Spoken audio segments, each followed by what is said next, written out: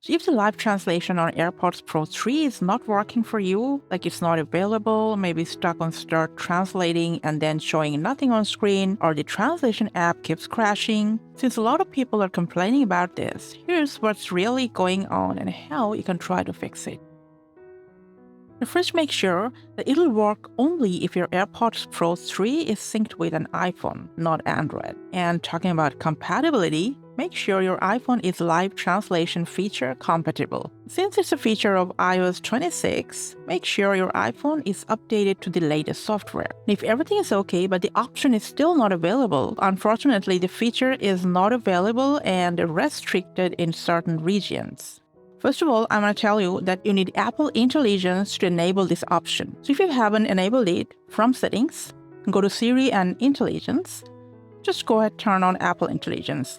If it's already on, you can restart it by turning it off and then on again.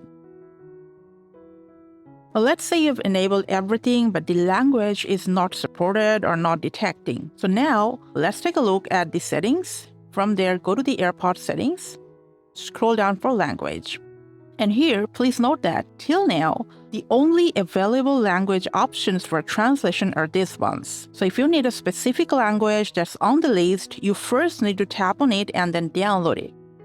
And then you need to open the translation app, and at first, you need to manually set up this feature. And while doing it, make sure you have selected the correct language for both you and the other person. Because you know what? Even if it's downloaded but not selected in here, it will not be able to detect that specific language.